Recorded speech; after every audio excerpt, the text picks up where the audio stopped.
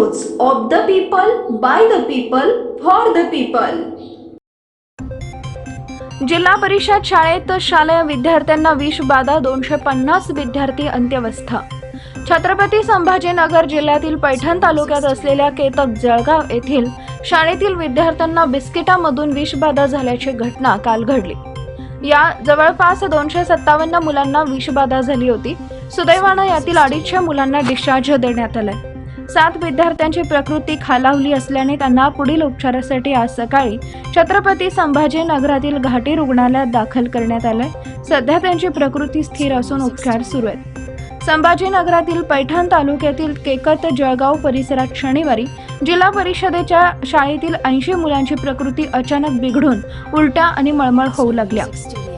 त्या पौष्टिक आहार म्हणून या विद्यार्थ्यांना बिस्किट देण्यात आली होती। त्यानंतरच त्यांना हा त्रास सुरू झाला।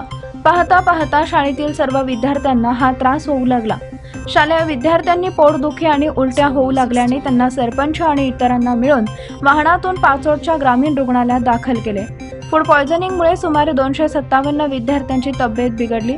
केकत जळगाव जिल्हा परिषद शाळेत 296 मुले शिकत असून जवळपास सर्वच मुलांची तब्येत ढासळली।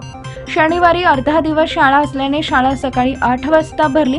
8:30 वाजता शिक्षकांनी मुलांना पोषक आहार म्हणून बिस्किट दिली। मुलांची प्रकृती स्थिर। ग्रामीण रुग्णालयाचे डॉक्टर बाबासाहेब घुगे यांनी 257 विद्यार्थ्यांना या विषबाधेने त्रास झाला, परंतु 250 विद्यार्थ्यांना आता डिस्चार्ज देण्यात आलाय।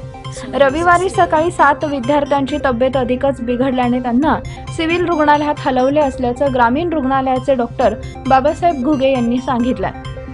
खासदार संदीपान भुमरे यांनी या प्रकरणात रविवारी सकाळी सिव्हिल रुग्णालयात जाऊन रुग्णांची विचारपूस केली आणि मुलांच्या तब्येती संदर्भातील डॉक्टरांशी चर्चा केली।